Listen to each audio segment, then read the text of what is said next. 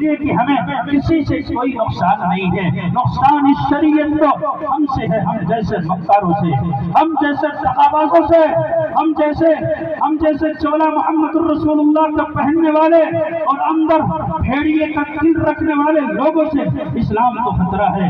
دل کے پھپھولے جل اٹھے سینے کے داغ سے, اس گھر کو آگ لگ گئی گھر کے چراغ سے, جا کے کہتا ہے میرے بالوں کو رنگ دو, کوئی پیلا, کوئی ہرا اور کوئی کسی طریقے سے.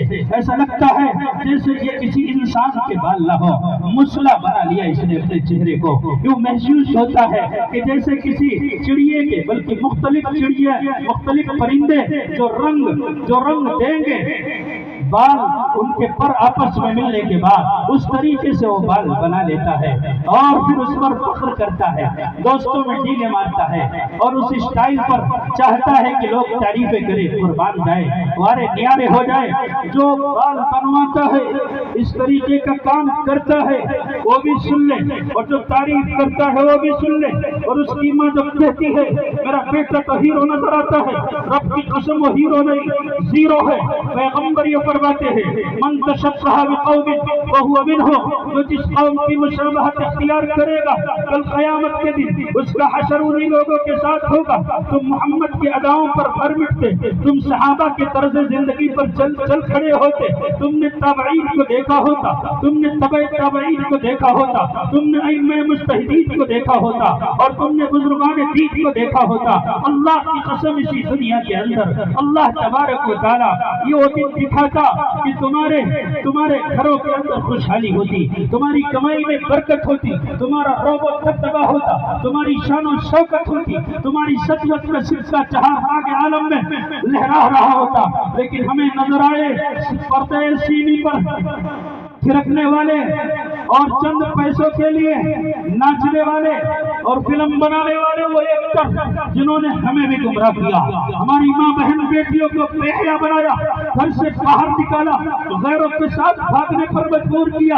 ان دو کوڑی کے لوگوں پر جن پر صبح شام خدا کی لعنت ہوتی ہے, ان کے بالوں کے اسٹائل کو دیکھ کر کے ہمارا مسلمان بچہ, نبی کا نام لینے والا بچہ ان پر فریفتہ ہو کر کے ان کے بالوں کی طرح اپنے بال بنا رہا ہے. اور تم امید یہ کرتے ہو اس ماحول میں بھی اللہ ہمارے آنسو کے قطرے دیکھ لے گا, ہماری چیخیں فریاد کو پہنچے گی. نہیں, یہ نہیں ہو سکتا ہے.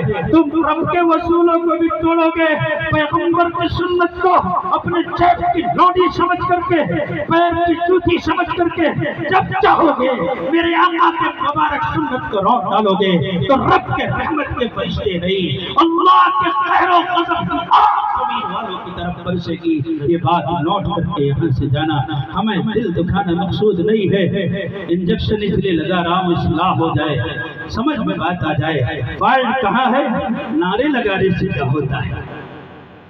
جذباتی نعروں میں رکھا کیا ہے جس پر اللہ نے اختیار دیا, جس پر ہماری 100% حکومت ہے, جس پر کہیں سے کوئی روک ٹوک نہیں ہے, کوئی قانون نہیں ہے. آج ہم اپنے اسی جسم پر اسلامی قانون کو نافذ کرنے سے کتراتے ہیں, اور اس جسم پر اللہ اس کے رسول کی تابعداری کرنے سے کتراتے ہیں, اور ہم سمجھتے ہیں کہ ہمیں راستہ نجات کا مل جائے گا, سرخروئی کا مل جائے گا, ہمارے اندر کوئی کمی نہیں ہے. اللہ ہم پر ظلم کر رہا ہے, ہماری نہیں سن رہا ہے, ہمیں نہیں دیکھ رہا ہے. نہیں مسلمانوں, جو انسان جس کے اندر 100 سوراخ ہوں وہ یہ بات سوچ سکتا ہے, اگر سوچے تو خود ظالم ہے. اللہ تبارک و تعالی کسی پر ذرہ برابر ظلم نہیں کرتا ہے. قرآن کریم کی آیتیں پڑھ کر کے دیکھیں اور نیچے جاؤ, آپ دیکھیں گے ہم اپنے مسلمان بھائیوں کی بات کر رہے ہیں. اللہ کے نبی صلی اللہ تعالی علیہ وسلم نے فرمایا لعن اللہ المتشبہین من الرجال بالنساء, اللہ ان مردوں پر لعنت کرے کہ جن کو اللہ نے بنایا تو مرد لیکن وہ عورتوں کی طرح اپنے آپ کو سنوارتے ہیں, عورتوں جیسا روپ دھارن کرنے کی کوشش کرتے ہیں, انہیں جیسا بننے کی سوچتے ہیں. یہ اللہ کے نبی کی حدیث ہے.